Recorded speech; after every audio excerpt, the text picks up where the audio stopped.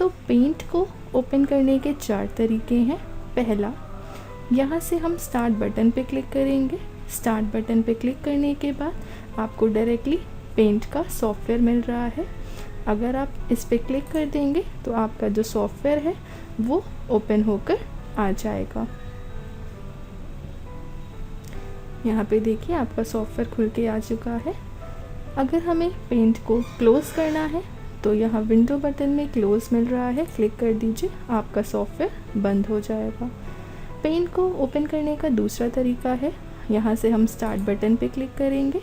Start button पे click करने के बाद ऑल प्रोग्राम्स पे आएंगे। ऑल प्रोग्राम्स में आने के बाद अगर हम यहाँ से स्क्रॉल करते हैं, स्क्रॉल करने के बाद यहाँ पे हमें एक एक्सेसरीज़ मिल रहा है। अगर आप एक्सेसरीज़ पे क्लिक कर देंगे तो हमारे पास पेंट का सॉफ्टवेयर दिखाई दे रहा है। इस पे क्लिक करते ही आपका जो पेंट का सॉफ्टवेयर है वो खुल के आ जाएगा। पेंट को ओपन करने का तीसरा तरीका, स्टार्ट पे आएंगे। स्टार्ट पे आने के बाद आपको जो सर्च प्रोग्राम एंड फाइल्स दिख रहा है इस पे क्लिक करेंगे। क्लिक करने के बाद यहाँ पे हम डालेंगे पेंट। जैसे ही हम पेंट टाइप करेंगे ऊपर हमारे पास सॉफ्टवेयर शो होने लगा। क्लिक करते ही हमारा जो पेंट का सॉफ्टवेयर है वो ओपन हो जाएगा। Next, fourth and last process, paint को ओपन करने के लिए हम कीबोर्ड से विंडो के साथ R प्रेस करते हैं तो हमारे पास रन का डायलॉग बॉक्स ओपन होकर आ रहा है और यहाँ पे ओपन शो कर रहा है। यहाँ पे हमें पेंट को ओपन करने के लिए MS पेंट डालना पड़ेगा। यहाँ पे हम टाइप करेंगे MS पेंट, ओके कर देंगे तो हमारा जो पेंट का सॉफ्टवेयर है वो ओपन होकर आ जाएगा। या फिर अगर हम विंडो के साथ R प्रेस करते हैं, MS पेंट की जगह अगर हम P ब्रश लिखेंगे तब भी हमारा पेंट का सॉफ्टवेयर ओपन होकर आ जाएगा। ओके कर देंगे, हमारा सॉफ्टवेयर खुल के आ चुका है। तो ये 4 तरीके होते हैं जिनसे हम अपने पेंट के सॉफ्टवेयर को ओपन कर सकते हैं। अब हम इसकी एक्सटेंशन नेम के बारे में पढ़ते हैं। तो पेंट का जो एक्सटेंशन नेम होता है वो होता है .bmp। इसका फुल फॉर्म होता है बिटमैप पिक्चर। अब हमारे जितने भी सॉफ्टवेयर्स होते हैं वो किसी न किसी यूज़ के लिए बनाए जाते हैं, यानी उन पे काम करने का हमारा एक पर्पस होता है। तो पेंट का यूज़ हम किस लिए करते हैं? तो पेंट का जो यूज़ होता है वो बेसिकली ड्राइंग्स के लिए किया जाता है, यानी अगर आपको ड्राइंग वगैरह करनी है तो आप अपने पेंट के सॉफ्टवेयर पे कर सकते हैं। अब हम इसकी लेआउट के बारे में जानते हैं। तो आपको जो सबसे टॉप पे दिखाई दे रही है जहाँ पे अनटाइटल्ड पेंट लिखा है, इस एरिया को हम टाइटल बार बोलते हैं। जैसे कि आपको पहले ही बताया जा चुका है कि टाइटल बार होती क्या है। तो यहाँ पे एक तो हमारे सॉफ्टवेयर का नाम दिखाई दे रहा है, हम जिस सॉफ्टवेयर पे वर्क कर रहे हैं पेंट। दूसरा, जब हम अपनी फाइल को किसी नाम से सेव कर देते हैं तो इस अनटाइटल्ड की जगह पे हमारी फाइल का टाइटल शो होने लगता है। इसी में यहाँ पे अगर आप देखिए लेफ़्ट साइड में तो ये आपको कुछ बार दिखाई दे रही है एक, इसे हम बोलते हैं customize quick access toolbar. यहाँ पे कुछ कस्टमाइज ऑप्शंस होते हैं जिनका यूज़ हम डायरेक्टली कर सकते हैं। इसके बाद यहीं पे राइट साइड आप देखिए तो आपको विंडो बटन दिखाई दे रहे हैं। ये आपका मिनिमाइज बटन है, ये आपका रीस्टोर डाउन का बटन है और ये आपका क्लोज बटन है। अगर हम मिनिमाइज़ करते हैं तो मिनिमाइज़ करने पे हमारा जो पेंट का सॉफ्टवेयर है वो हाइड हो जाता है और हाइड होके टास्क बार में शो होने लगेगा। अगर आप अपने पेंट को ओपन करना चाहते हैं तो टास्क बार पे ही पेंट के सॉफ्टवेयर पे क्लिक कर दीजिए, आपका ये ओपन हो जाएगा। नेक्स्ट, ये हमारा जो बटन होता है रीस्टोर डाउन, रीस्टोर करने पे हमारी इस तरीके से पेंट की स्क्रीन शो कर रही है। हम अपने अकॉर्डिंग इसको एडजस्ट कर सकते हैं, छोटा बड़ा करना है तब भी कर सकते हैं। अगर हमें इसे फुल स्क्रीन पे करना होता है तब हम इसी से यहाँ मैक्सिमाइज़ पे क्लिक करेंगे तो हमारा जो सॉफ्टवेयर है वो फुल स्क्रीन पे शो होने लगेगा। अगर आप क्लोज़ कर देते हैं तो आपका जो सॉफ्टवेयर है वो बंद हो जाएगा। टाइटल बार के नीचे जो आपको होम और व्यू दिखाई दे रहे हैं, इन्हें हम लोग टैब्स बोलते हैं, यानी होम टैब और व्यू टैब। इसके नीचे जो आपको बार दिखाई दे रही है, ये पूरी हमारी रिबन होती है। इस पूरे को रिबन बोला जाता है। और इस रिबन में आपको जो डिवाइडेड पार्ट दिखाई दे रहे हैं, जैसे यहाँ पे देखिए, ये आपको क्लिपबोर्ड दिखाई दे रहा है, ये आपका इमेज का पोर्शन है, ये टूल्स दिखाई दे रहा है। तो ये हमारे ग्रुप्स होते हैं, यानी ये पूरी आपकी रिबन। और इस रिबन में जो डिवाइडेड पार्ट आपको दिखाई दे रहे हैं, क्लिपबोर्ड, इमेज, टूल्स, ये सब हमारे ग्रुप्स होते हैं। और इन ग्रुप्स के अंदर जैसे cut, copy paste, select, crop, resize, rotate, ये सब आपके ऑप्शंस हो गए। यानी आपकी ये पूरी रिबन के अंदर जो डिवाइडेड पार्ट है, ये आपके ग्रुप्स, और ग्रुप के अंदर हमें ऑप्शंस मिलते हैं। इसके बाद आपको ये जो दिखाई दे रही है, ये आपकी हॉरिजॉन्टल रूलर है। लेफ़्ट साइड जो दिखाई दे रही है यहाँ पे, ये आपकी वर्टिकल रूलर है। ये जो वाइट एरिया आपको दिखाई दे रहा है, ये है आपका वर्किंग एरिया। यहाँ पे कुछ पॉइंट्स आ रहे हैं, इनसे आप अपने पेज को छोटा बड़ा कर सकते हैं। जब आप इन पॉइंट पे कर्सर रखते हैं, देखिए इस तरीके से एरो आ रहा है। माउस को होल्ड करके इसको आप अपने अकॉर्डिंग छोटा या बड़ा करना चाहते हैं तो कर सकते हैं। नेक्स्ट अगर हम यहाँ पे देखें राइट साइड, तो हमें स्क्रॉल बार दिखाई दे रही है। ये आपकी वर्टिकल स्क्रॉल बार होती है, जिससे आप अपने पेज को अप डाउन करके देख सकते हैं। इसी में हमें नीचे हॉरिजॉन्टल स्क्रॉल बार दिखाई दे रही है, जिससे हम अपने पेज को आगे पीछे करके, यानी लेफ़्ट एंड राइट करके देख सकते हैं। इसी में नीचे हमारे पास ये स्टेटस बार आ रही है, जो हमारे काम का स्टेटस बताती है। यहाँ पे आपको अपने पेज को जूम करना है, जूम आउट करना है, कर सकते हैं। और सबसे लास्ट में हमारे पास ये टास्क बार आती है। जितने भी हम टास्क परफॉर्म करते हैं वो सब यहाँ पे शो करते हैं। जैसे कि अभी देखिए हम पेंट के सॉफ्टवेयर पे वर्क कर रहे हैं, तो यहाँ पे पेंट का आइकन भी दिखाई दे रहा है। तो ये हमारे पेंट की लेआउट थी। चलिए अब हम अपने पेंट के ऑप्शंस की शुरुआत करते हैं। तो सबसे पहले हमें जो पढ़ना है वो शेप्स का ग्रुप पढ़ना है। शेप्स के ग्रुप में सबसे पहले आपके पास एक लाइन आ रही है। अगर आपको पेंट पे लाइन से कुछ ड्राइंग करनी है तो आप यहाँ से लाइन पे क्लिक करिए। क्लिक करने के बाद जब आप माउस को दबाएंगे, यानी माउस को होल्ड करके आप खींच देंगे, ड्रैग करा देंगे, तो आपके पास लाइन बनकर आ जाएगी। अभी यहाँ पे जब हमने लाइन ड्रॉ की, तो यहाँ पे देखिए इसके लेफ़्ट में और राइट में एक वाइट कलर का पॉइंट हाईलाइट हो रहा है। इन पॉइंट का काम क्या होता है, इन पॉइंट से हम अपनी लाइन को छोटा या बड़ा कर सकते हैं। इस पे कर्सर रखेंगे तो देखिए एरो दिखाई दे रहा है। हम इसको थोड़ा सा जूम करके देखते हैं। यहाँ पे इस तरीके से देखिए जो वाइट कलर का पॉइंट है, इससे आप छोटा कर सकते हैं अपनी लाइन को, इसी से आप अपनी लाइन को बड़ा कर सकते हैं। तो इस तरीके से ये हमारे सिलेक्शन पॉइंट होते हैं, जिससे हम अपनी लाइन को छोटा या बड़ा कर सकते हैं। अब देखिए यहाँ पे जब हमने लाइन बनाई है, तो लाइन में कुछ पिक्सेल्स आपको दिखाई दे रहे हैं। देखिए यहाँ पे लाइन हमारी कटी कटी बीच से आ रही है। अगर हमें एकदम सीधी लाइन बनानी होती है, तब हम लोग शिफ्ट का यूज़ करते हैं। यानी अगर आप शिफ्ट को दबा के लाइन बनाएंगे, शिफ्ट को होल्ड करिए, अब आप माउस से ड्रैग करा दीजिए, तो जो आपकी लाइन है वो एकदम सीधी बनेगी, स्ट्रेट बनेगी। यहाँ पे ये आपका सिलेक्शन पॉइंट आ रहा है लाइन का, जिससे आप अपनी लाइन को छोटा कर सकते हैं।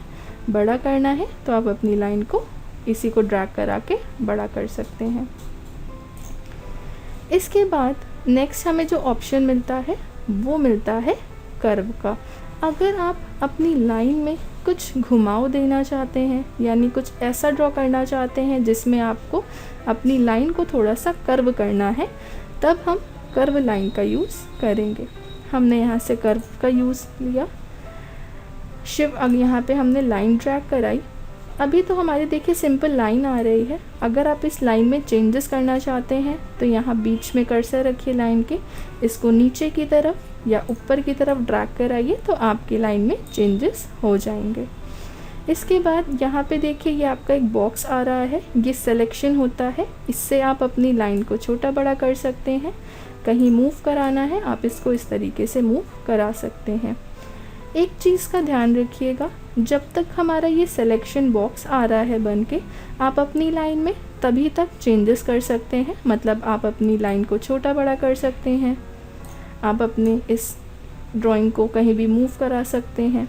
लेकिन अगर एक बार आप पेज के बाहर क्लिक कर देते हैं तो ये जो सिलेक्शन होता है ये हट जाता है, और अब आप अगर इसमें कोई चेंजेस करना चाहेंगे तो नहीं कर सकते हैं।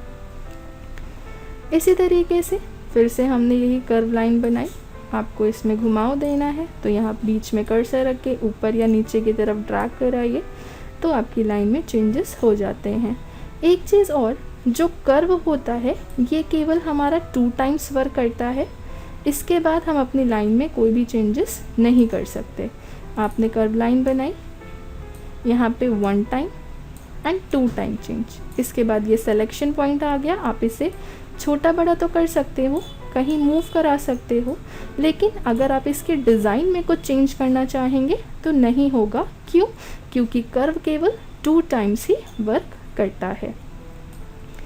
इसके बाद जो हमें नेक्स्ट शेप मिलता है वो है हमारा ओवल यानी सर्किल। अगर आपको सर्किल ड्रॉ करना है तो आप इस पर क्लिक करिए। क्लिक करने के बाद माउस को होल्ड करके माउस दबा के खींच दीजिए, ड्रैग करा दीजिए तो आपका सर्किल बन जाएगा।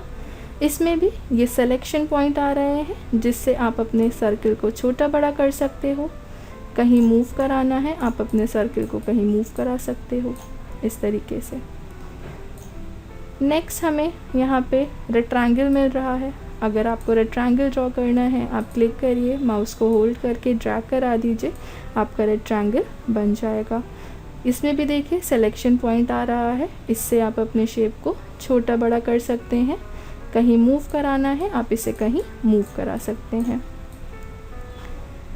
नेक्स्ट इसी तरीके से हमें यहाँ पे और भी शेप्स गिवन हैं, तो आप जैसा भी शेप ड्रॉ करके वर्क करना चाहते हैं कर सकते हैं। यहाँ पे एक हमारे पास पॉलीगन शेप है, अगर हम इस पे क्लिक करते हैं तो इस तरीके से ये लाइन टू लाइन काम करेगा। आप इसके थ्रू भी अपने पेज पे कोई ड्राइंग कर सकते हैं। बस पॉलीगन में क्या होता है, पॉलीगन हमारा स्टार्टिंग टू एंड तक काम करता है, यानी आप जो भी ड्रॉ करेंगे आपको अपने पॉलीगन को पूरा कंप्लीट करना पड़ेगा। अगर आप बीच में छोड़ देते हैं तो क्या होगा, मान लीजिए हमने इतना ही शेप बनाया और हम किसी दूसरे शेप पे क्लिक करते हैं तो पहले ये लाइन कंप्लीट हो गई हमारी, उसके बाद हम कोई नया शेप ड्रॉ कर सकते हैं। यानी कि हम पॉलीगन से कुछ भी अगर ड्रॉ करते हैं तो उस काम को अधूरा नहीं छोड़ सकते, हमें उस काम को पूरा कंप्लीट करना पड़ता है इस तरीके से, यानी पॉलीगन को स्टार्टिंग टू एंड हमें जोड़ना पड़ता है। अब देखिए ये सिलेक्शन पॉइंट आ गया जिससे हम अपने शेप को छोटा बड़ा कर सकते हैं। कहीं मूव कराना होता है तो हम इसे कहीं मूव करा सकते हैं। अब आप अपने पेज पे जितना भी आपने इस पेज पे काम किया है उस पूरे काम को अपने पेज से हटाना चाहते हैं, डिलीट करना चाहते हैं तो कैसे करेंगे। इसके लिए हम शॉर्टकट की यूज़ करते हैं कंट्रोल ए। जैसे कि हमें पता है कंट्रोल ए सेलेक्ट ऑल की शॉर्टकट की होती है, यानी कंट्रोल ए करने पे आपके पेज का जितना भी काम होगा वो सब एक बार में सेलेक्ट हो जाएगा और उसके बाद कीबोर्ड से आप डिलीट प्रेस कर दीजिए तो आपका जितना भी काम था पेज पे वो डिलीट हो जाएगा। अब हम आते हैं नेक्स्ट पे। इसके बाद हम मान लीजिए हमने यहाँ पे एक शेप बनाया। शेप बनाने के बाद ये सिलेक्शन पॉइंट होता है, इससे हम अपने शेप को छोटा बड़ा कर सकते हैं। कहीं मूव कराना है मूव करा सकते हैं। अब मान लीजिए ये जो आपका सर्किल आ रहा है आप इसकी लाइन की विड्थ बढ़ाना चाहते हैं, यानी इसकी जो लाइन है इसको थोड़ा सा थिक करना चाहते हैं। तो जब आप यहाँ पे साइज़ पे क्लिक करेंगे यहाँ पे आपको आउटलाइन साइज़ मिल रहा है। आप जिस तरीके का भी आउटलाइन की विड्थ लेना चाहते हैं उस पर क्लिक कर दीजिए, आ जाएगी। लेकिन यहाँ पे जो साइजेस आपको दिए हैं वो लिमिटेड हैं। आपको इससे ज़्यादा अगर अपनी लाइन की विड्थ बढ़ानी है या थिकनेस रखनी है तब हम शॉर्टकट की यूज़ करेंगे। तो लाइन को थिक करने की जो शॉर्टकट की होती है वो है कंट्रोल प्लस, यानी कीबोर्ड में आप अगर कंट्रोल को दबा के प्लस की यूज़ करेंगे तो आपकी जो आउटलाइन की विड्थ है, थिकनेस है, वो देखिए बढ़ रही है इस तरीके से। और अगर आप अपनी लाइन की थिकनेस को कम करना चाहते हैं तो जो हमारी शॉर्टकट की है वो है कंट्रोल माइनस। कंट्रोल माइनस करते ही देखिए आपकी जो लाइन की थिकनेस है वो कम हो रही है। तो इस तरीके से कंट्रोल प्लस करने पे हम लाइन की थिकनेस को बढ़ा सकते हैं, कंट्रोल माइनस करके कम कर सकते हैं। ऐसे ही और भी अगर आप कोई शेप बना रहे हैं, आपको इसकी थिकनेस कम ज़्यादा करनी है तो कंट्रोल प्लस करिए तो थिकनेस बढ़ेगी, कंट्रोल माइनस करिए तो थिकनेस कम हो जाएगी। इसी में हमें जो नेक्स्ट ऑप्शन मिलता है वो कलर 1 का मिल रहा है। कलर 1 का काम क्या होता है? कलर 1 हमारा फोरग्राउंड कलर कहलाता है या इसे हम आउटलाइन कलर बोलते हैं। मतलब अगर आप अपनी शेप की ये जो आउटलाइनिंग आ रही है इसमें कलर देना चाहते हैं तो आप कलर 1 का यूज़ कर सकते हैं। यहाँ पे आप कलर अगर चेंज करेंगे तो देखिए आपकी जो शेप की लाइनिंग है उसमें कलर चेंज होता हुआ आपको दिखाई दे रहा है इस तरीके से। अब मान लीजिए अगर आप अपने पेज के बाहर क्लिक कर देते हैं तो जो हमारा शेप था उसका सिलेक्शन हट चुका है। अगर आप कलर 1 में कलर चेंज करिए तो क्या आपको कलर चेंज होता हुआ दिखाई दे रहा है? नहीं, क्योंकि हमारा जो शेप का सिलेक्शन था वो रिमूव हो चुका है, शेप का सिलेक्शन हट चुका है। यानी कि बिना सिलेक्शन के अगर हम अपने शेप में कोई भी चेंजेस कराना चाहें तो वो नहीं होगा, चाहे वो कलर को चेंज करना हो या फिर उसकी थिकनेस को कम या ज़्यादा करना हो। अब जब आप एक नया शेप बनाएंगे तो उसमें सिलेक्शन आ जाता है। इसमें अगर आप कलर 1 का यूज़ करते हैं तो आपके शेप की लाइन का कलर चेंज हो जाएगा क्योंकि हमारा जो ऑब्जेक्ट है वो सेलेक्ट है। अगर आप इसकी थिकनेस बढ़ाएंगे कंट्रोल प्लस करके तो बढ़ेगी, कंट्रोल माइनस करेंगे तो थिकनेस कम हो जाएगी। क्यों? क्योंकि हमारा जो ऑब्जेक्ट है वो सेलेक्ट है। नेक्स्ट हम आते हैं, अगर आपको आउटलाइन का कुछ फॉर्मेट चेंज करना है तो हमें यहाँ पे आउटलाइन के कुछ स्टाइल दी गई है। जैसे कि अगर हम आउटलाइन पे क्लिक करेंगे, नो आउटलाइन कर देते हैं तो जो शेप की आउटलाइनिंग है वो हट जाएगी। अगर आप लाइन में कलर लेना चाहते हैं तो आप सॉलिड कलर ले सकते हैं। नेक्स्ट इसी में हमें क्रियॉन्स स्टाइल मिल रही है। क्रियॉन्स स्टाइल जैसे कि मोम कलर हमारे होते हैं, तो जब हम लोग क्रियॉन कलर्स करते हैं तो हमारे पास कुछ इसी तरीके का फॉर्मेट आता है, तो हम क्रियॉन्स फॉर्मेट ले सकते हैं। मार्कर अगर हम यूज़ करते हैं तो हमारे जो स्केच पेन्स होते हैं जब हम उनका यूज़ करते हैं तो वो जो फॉर्मेट होता है वो हम आउटलाइन में दे सकते हैं। ऑयल यानी ऑयल पेंटिंग जो होती है ड्राइंग के लिए, हम ऑयल फॉर्मेट अपनी लाइन में दे सकते हैं। नेचुरल पेंसिल यानी जैसे हमारी स्केचिंग की पेंसिल होती है उस तरीके का फॉर्मेट आएगा, और वाटर कलर लेंगे तो वाटर कलर का फॉर्मेट लाइन में आ जाएगा। तो आप आउटलाइन को जिस तरीके के भी फॉर्मेट में लेना चाहते हैं आप ले सकते हैं। हमने यहाँ पे सॉलिड ले लिया इस तरीके से। अगर आप सिलेक्शन हटा देते हैं यानी हमने बाहर क्लिक किया पेज के, अब अगर आप अपनी लाइन में कोई भी फॉर्मेट लगाना चाहेंगे तो चेंज नहीं होगा क्योंकि सिलेक्शन हमारा शेप से रिमूव हो गया है यानी हट गया है। हमें अपने पेज से काम को हटाना है तो कंट्रोल ए से सेलेक्ट ऑल करेंगे और डिलीट कर देंगे। फिर से हमने एक शेप बनाया, शेप बनाने के बाद हमने कलर 1 में कलर चेंज किया तो ये लाइन कलर को चेंज कर रहा है। अब मान लीजिए आप अपने शेप के अंदर कलर की फिलिंग कराना चाहते हैं, तब हम क्या करेंगे, तो कलर 1 तो हमारा आउटलाइन के लिए होता है, लेकिन जो हमारा कलर 2 होता है ये बैकग्राउंड कलर के लिए होता है। यानी किसी भी शेप के अंदर अगर आपको कलर फिल कराना है तब हम कलर 2 का यूज़ करते हैं। हमने कलर 2 पे क्लिक किया, क्लिक करने के बाद अगर आप कलर लीजिए तो हमारे शेप के अंदर फिलिंग आएगी। लेकिन क्या शेप के अंदर हमारे पास फिलिंग दिखाई दे रहा है? नहीं। क्यों? क्योंकि जब हम यहाँ से फिल के ऑप्शन पे क्लिक करते हैं यहाँ पे लगा है नो फिल। तो आप कलर 2 में अगर कलर लेंगे तो फिलिंग नहीं आएगी जब तक नो फिल लगा होगा।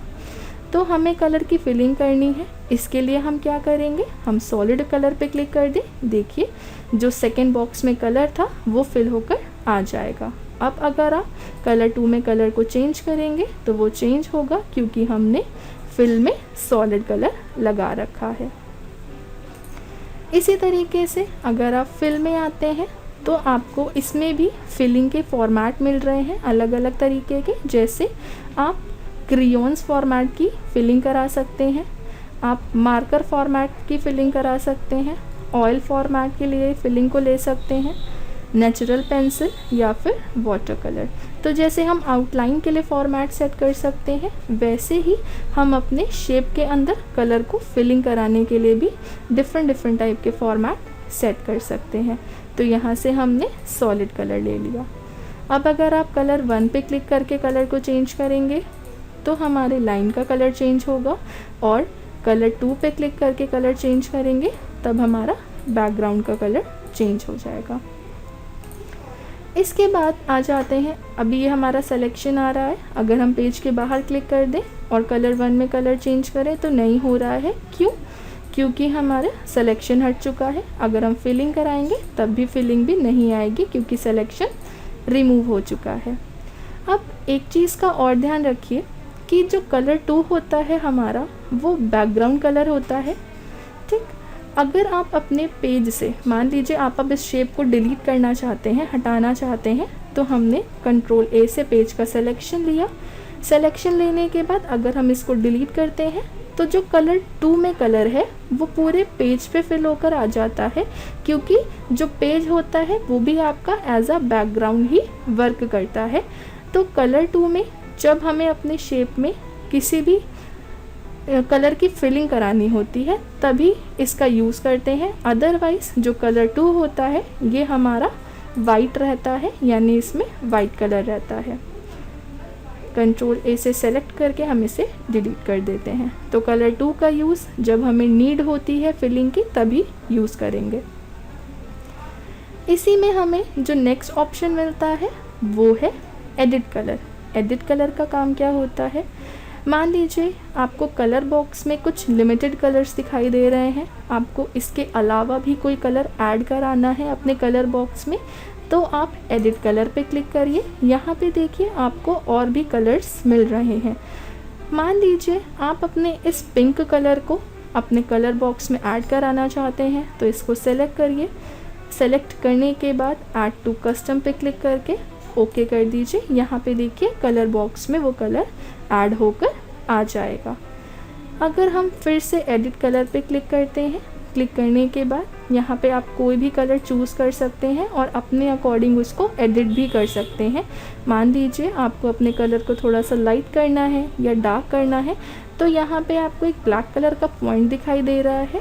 इस पॉइंट को अगर आप ऊपर की तरफ ले जाएंगे तो देखिए कलर आपका लाइट होता जा रहा है। अगर आप इस पॉइंट को नीचे की तरफ लाएंगे तो कलर आपका डार्क हो रहा है। मान लीजिए ये कलर आपको अपने कलर बॉक्स में ऐड कराना है तो add to custom and okay कर देंगे तो कलर ऐड होकर आ जाएगा। तो इस तरीके से हम अपने कलर में एडिटिंग भी कर सकते हैं। उम्मीद है आपको आज की क्लास में समझाए गए ऑप्शंस क्लियर हो गए होंगे।